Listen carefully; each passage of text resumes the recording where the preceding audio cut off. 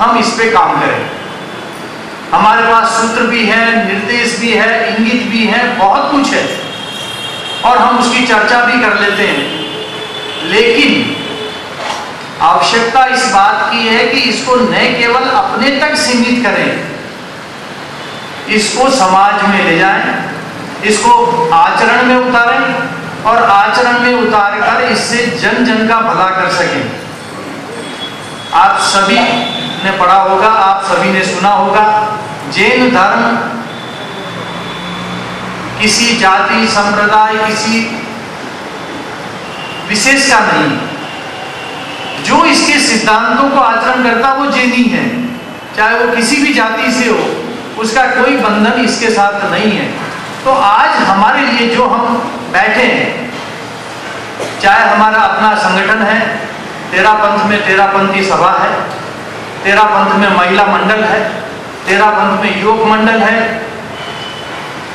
और चाहे बालिका मंडल है, जिसको हम इस अवसर पर हमारा ये गुरुतर दायित्व आ जाता है कि आचार्य श्री के इंगित को उनके इस महोत्सव पर जन जन की अवधारणा बनाएं, लोगों को उसके लिए प्रेरित करें, उसको अपनाएं।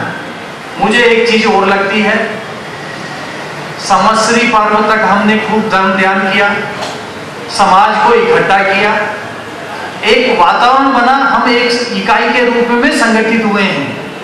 हमारा सौभाग्य है, आचार्य श्री का सानिध्य है हमारे पास।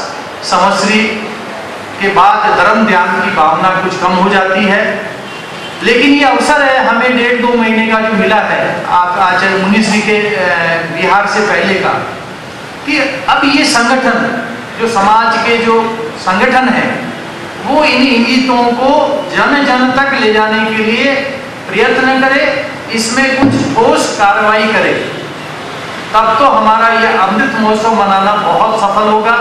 और इससे जो चेतना जगेगी वो चेतना मुनि श्री के पदार्पण के बाद भी जागृत रहेगी और हम पूरे साल इस उत्सव को इन इंगितों पर चलकर मना सकें।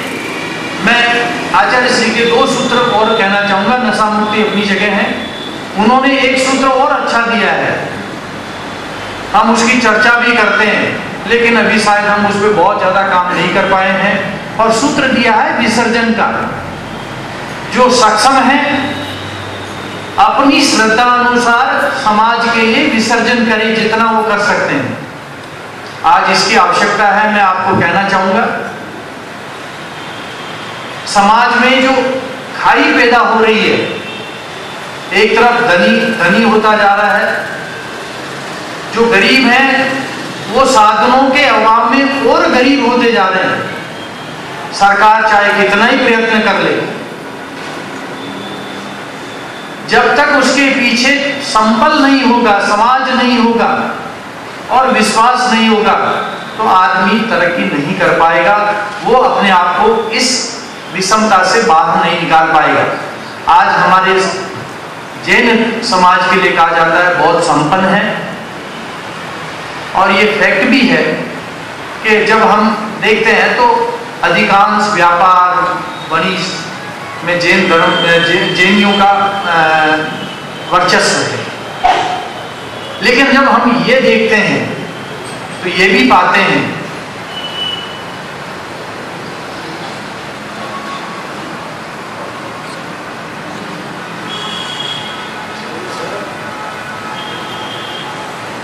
समाज में ऊंच नीच बहुत है। एक बहुत धनी है तो उसी परिवार में दूसरा भाई विपन्नता में जी रहा है। आवश्यकता इस बात की है कि इस विसर्जन के सिद्धांत को अपनाकर हम हमारी श्रद्धा अनुसार इन संस्थाओं के माध्यम से कोष एकत्रित करें और जो नीडी हैं उनको सुलभ संसाधन उपलब्ध करावें। इस सूत्र को अगर समाज ने पकड़ लिया तो आज आचार्य श्री का जो ये अमृत महोत्सव हम मना रहे हैं, इसको हम हमारे वचन कर्म और सिद्धांत से इसको सफल कर पाएंगे। मैं इस अवसर पर और ज्यादा न कहते हुए केवल एक बात इस तेरापंथी सभा के लिए कहना चाहूंगा, महिला मंडल के लिए कहना चाहूंगा कि वो आगे आए, विसर्जन के सूत्र को पकड़ लें और इसके आधार पर अपने समाज का उत्थान करने के लिए कोई कार्य योजना बनाए, तो हमारा ये आज का उत्सव मनाना सफल होगा। मैं ये बात इसलिए भी कहना चाहूँगा, मैं जालोर रह के आया था मारवाड़ में, वहाँ ब्राह्मण परिवारों में जो गरीब परिवार हैं, जो अपना गुजारा नहीं कर पाते, उन परिवारों को उनका समाज सहयोग करता है और बिना किसी जतन के बताए कि उसको सहायता किसने दी है। जाते हैं, जिनके घर में खाने का नहीं है उनके घर की घंटी बजाते हैं, खाने का सामान बाहर रखते हैं, घंटी बजाए वो चले जाते हैं। तो जो समाज में नीडी है उसको देने की हम कुछ व्यवस्था कर सकें, और आज हमारी ये संस्था इसमें कुछ योगदान करने का संकल्प ले, तो हम इस महोत्सव को मनाने में सफल होंगे और इसको चिरस्थायी बना पाएंगे। इसी भावना के साथ मैं अपनी बात को समाप्त करना चाहूँगा। बहुत बहुत ऐसी है ये मशाल जो कर रही उजारा है, ऐसी है ये मशाल जो कर रही उजारा है, हम सब हो गए निहाल, देख रहे स्वर्ग का नजारा है। और अगर हम उनके अवदानों को अपने जीवन में उतार लें तो सचमुच ही हमारा जीवन स्वर्ग में बन सकता है, इसमें कोई संदेह नहीं। और यही सबके प्रति मंगल कामना। ये साध्वी श्री महती कृपाकर हमारे इस कार्यक्रम में पधारी। सचमुच सभी धर्म संप्रदाय अत्यंत सुंदर पुष्प वाटिकाओं की तरह है, पक्षियों के कलरव से गुंजायमान पवित्र कुंज, सुंदर और शांत द्वीपों के समान। और यदि हम इन सब को एक खूबसूरत माला में पिरोकर एक कर ले तो हमारे सामने होगा एक शांतिपूर्ण, सुखी और संपन्न महास्वप्न जो गुरुदेव ने देखा था। तो अब मेरा विनम्र अनुरोध साध्वी श्री कुमुद रेखा जी से कि दो नया संदेश अब हमको सृजन का, स्वप्न को कर सकते हम युग को दिखाएं, बांट दो मधुकोश अक्षर और अनुपम, गगन से खुशियां धरा पर उतर आए, गगन से खुशियां धरा पर उतर आए। विनम्र अनुरोध साध्वी।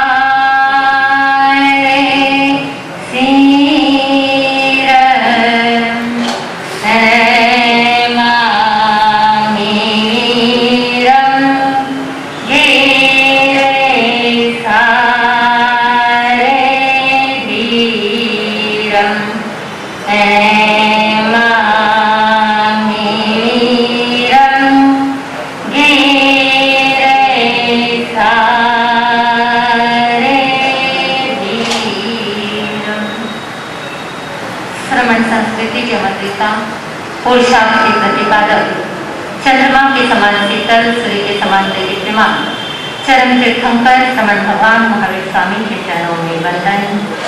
वंदन हो आदरणीय परम श्रद्धेय, संसार सागर से पार उतारने वाली मेरे जीवन की शिल्पकार पूज्य भोले मैया के चरणों में वंदन।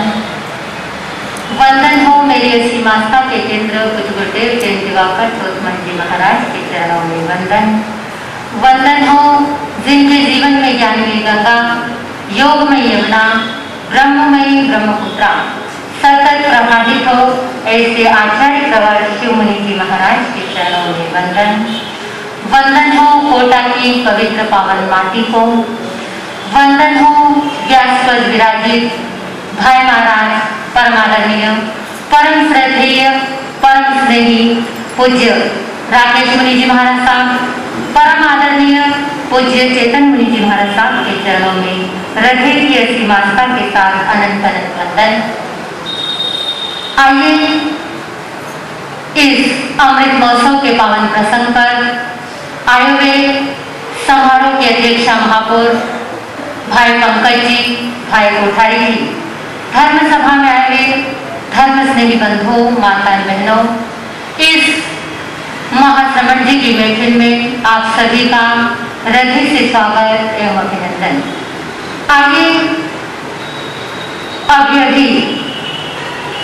बहिका महोदया बता रही थी, साथी जी यहाँ पर आए। अरे जब भाइयों ने आदेश दिया तो बहनों का एक कर्तव्य है, बहनों का एक फर्ज होता है कि ये फंक्शन हम भाई बहनों का फंक्शन है, हम इस महोत्सव को, इस फंक्शन को और इस जन्म शताब्दी जो वर्ष है इसको बड़े आनंद के साथ, बड़े स्नेह के साथ और बड़े हर्षोल्लास के साथ मनाएं। जब मुझे समाचार मिले मुझे बड़ी प्रसन्नता हुई, मुझे बड़ी खुशी हुई। जिन आचार्य महाश्रवण जी का आज अमृत महोत्सव मनाया जा रहा है उनके दर्शन का सुनहरा अवसर मुझे एक बार नहीं 2 बार प्राप्त हुआ।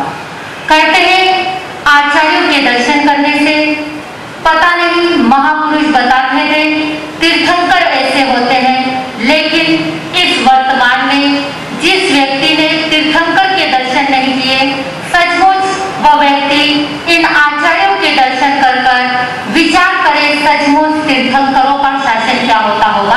अरे ऐसा होता होगा। जब पहली बार बॉम्बे महानगर में मर्यादा महोत्सव का सुनहरा अवसर था, तब आचार्य महाप्रज्ञ जी महाराज साहब के साथ महाश्रवण जी महाराज थे, उनके दर्शन का मौका मिला। जब दूसरी बार आसीन में मर्यादा महोत्सव हुआ, हमें विदित नहीं था। जैसे हम आसीन पहुंचे, मर्यादा महोत्सव को 3 दिन गुजर चुके थे, लेकिन मन में एक आशा थी, मन में एक तड़प थी कि जीवन में आचार्यों के दर्शन क्या करने चाहिए। अरे करने चाहिए। तब भी युवाचार्य मुदित मुनि जी महाराज के दर्शन हमें हुए। एक संतों के दर्शन से, एक आचार्यों के दर्शन से बड़ी शांति, बड़ी प्रसन्नता और बड़ी खुशी होती है। आइए ये अमृत महोत्सव का सुनहरा पल आज मनाने का मुझे अवसर मिला। कहते हैं कि जब अभी भाई पंकज जी बता रहे थे, जब पेपर को खोलते हो आप, पहले आपको पेपर में मिलता था कोई जन्म जयंतियां, कोई महापुरुषों के अच्छे दिन, लेकिन अब आप पेपर खोलते हो तो हिंदुस्तान में भी आपको बम विस्फोट का क्या मिलता है। अरे माहौल मिलता है। आइए फिर भी हम देखते हैं हिंदुस्तान एक ऐसा देश है जिस देश ने हमें कौन सी चीज दी। जब हम अमेरिका का इतिहास उठाते हैं, अमेरिका हमें धन दे सकता है, ईरान हमें पेट्रोल दे सकता है, चाइना हमें मनोरंजन के लिए खिलौने दे सकती है, पाकिस्तान हमें अनुभव दे सकता है, लेकिन सचमुच एक हिंदुस्तान, एक भारत देश ऐसा है जो राम दे सकता है, जो महावीर दे सकता है, जो बुद्ध दे सकता है, जो कृष्ण दे सकता है, जो आचार्य महाश्रवण जैसे क्या दे सकता है। अरे संत को दे सकता है। जब महावीर का शासन उठाकर देखो, महावीर की अनेकों वर्ष की साधना होगी, तब महावीर को एक गौतम जैसा क्या मिला। अरे शिष्य मिला। जब भगवान बुद्ध का इतिहास उठाकर देखो, भगवान बुद्ध की अनेकों वर्ष की साधना होगी, जिन्हें आनंद जैसा शिष्य मिला। जब हम कृष्ण का जीवन चरित्र देखते हैं, जब कृष्ण का इतिहास उठाकर देखते हैं, जब गीता को पढ़ते हैं, तो हमें लगता है सचमुच कृष्ण की साधना का फल होगा कि जिन्हें अर्जुन जैसा साथी मिला। जब हम रामायण के स्वर्णिम पृष्ठ पढ़ते हैं, सचमुच राम की साधना का फल होगा कि जिन्हें हनुमान जैसा क्या मिला। अरे भक्त मिला। जब हम इतिहास वैदिक धर्म को पढ़ते हैं, तो हमें लगता है, जब दयानंद सरस्वती का जीवन पढ़ती हूँ तो मुझे लगता है दयानंद सरस्वती की साधना का फल कि उन्हें स्वामी विवेकानंद जैसा क्या मिला। अरे शिष्य मिला। जब कोटा का सुनहरा इतिहास पढ़ती हूँ तब मुझे अवगत होता है गुरु हीरालाल जी महाराज के पुण्यों का संचय उन्हें जैन दिवाकर जैसा शिष्य मिला। और जब इस राजस्थान के सुनहरे इतिहास को पढ़ती हूँ तो कभी मेरा सर आस्था और श्रद्धा के साथ झुक जाता है। जिस राजस्थान के इतिहास में उस पन्नादाई का जन्म हुआ, जिस राजस्थान के इतिहास में गौरवमयी में इतिहास जहाँ पर आचार्य जयमल जी महाराज का जन्म हुआ, वो गौरवमयी इतिहास जिस राजस्थान की माटी में जो हड्डियों से लगी, जो खून से भींगी, जो माटी के अंदर, उस माटी में मीराबाई ने जन्म लिया, उस माटी में पन्नाधाई ने जन्म लिया, उसी माटी के अंदर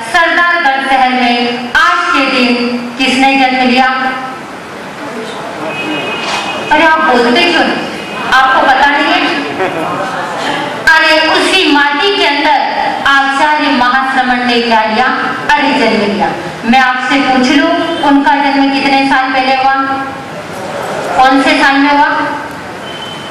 अरे 62 में, जिन्होंने आज के दिन इस भूमि पर क्या लिया? अरे जन्म लिया। कहते हैं सचमुच वो परिवार भाग्यशाली होगा, सचमुच वो माँ की भाग्यशाली होगी, सचमुच वो खानदान भाग्यशाली होगा कि जिस बच्चे के जन्म से पूरे परिवार में शांति का वातावरण हुआ। हो सकता है, कहते हैं, अगर ये सत्य संयम का बीज ना बोते, अगर ये सत्य संयम का बीज ना बोते, स्वर्गीय संसार सागर में खाते रहे होते। अगर ये सत्य संयम का बीज ना बोते, सभी संसार सागर में खाते रहे होते। न पावन आत्माएं होती, न पावन आत्माएं होती, न जीवित मंत्र होता। कभी का देश मिट जाता, घर ऐसे संत ना होते। कभी का देश मिट जाता, घर ऐसे संत ना होते। आइए, काश ऐसी धरती पर, इस भारत की भूमि पर, इस भारत की वसुंधरा पर काश आचार्य तुलसी, आचार्य महाप्रज्ञ, आचार्य महाश्रमण जैसे संत न होते तो मुझे लगता हमारा देश, ये ऋषि प्रधान देश, सचमुच तभी ऋषि प्रधान होता है जब अनेकों संत इस धरती पर क्या लेते हैं? अरे अवतरित होते हैं, इस धरती पर जन्म लेते हैं।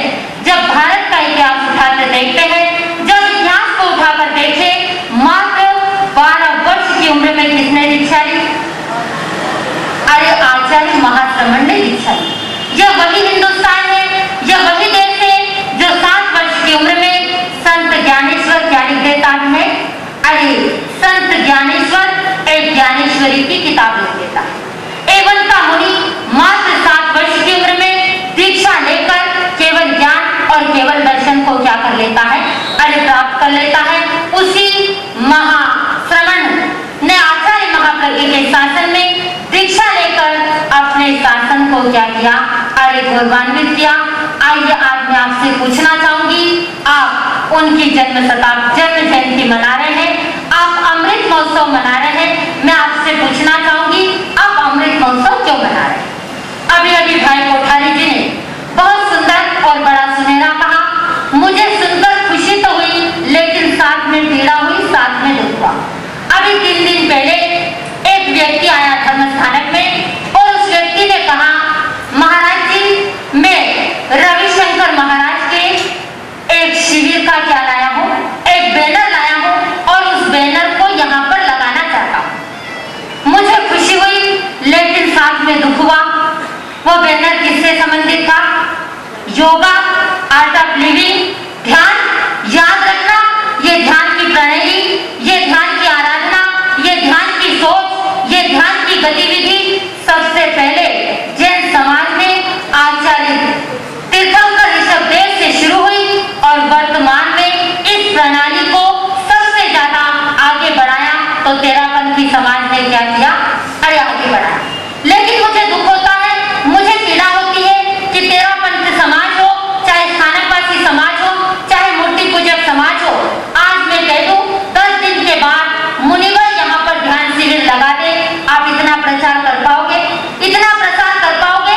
आप रविशंकर महाराज की तरह आप 1 लाख लोगों को इकट्ठा कर सकते हो? ये कमजोरी किसकी है? हमारी समाज की। हमारी समाज ये प्रचार और प्रसार के लिए क्यों नहीं पैसा खर्च करती है? सिर्फ हमारी जैन समाज एक 4 दीवारी के अंदर बंद हो गई है। हमारी समाज की ध्यान पद्धति, हमारी समाज की ये ध्यान की प्रणाली दूसरी समाज ले सकती है और वह समाज दुनिया में क्या कर सकती है? भाई पंकज जी, अरे डंका बजा सकती है। मैं आपसे कहना चाहूंगी, ये ध्यान की पद्धति जिस जैन धर्म में इन तेरापंथी समाज ने इस प्रणाली को क्या किया है? अरे आगे बढ़ाया है। मैं चाहती हूँ ये ध्यान की पद्धति तेरापंथी समाज इस तरीके से आगे बढ़ाए कि हमारा ये सर श्रद्धा और आस्था से झुक जाए, हम कहने को मजबूर हो जाए, सचमुच ये ध्यान रविशंकर महाराज से हम न सीखकर तेरापंथी आचार्यों से सीखने की क्या करें? अरे कोशिश करें तो हमारी ये जन्म जयंती और ये हमारा अमृत महोत्सव मनाना क्या हो जाएगा? अरे सफल हो जाएगा। एक छोटी सी घटना मुझे याद आई।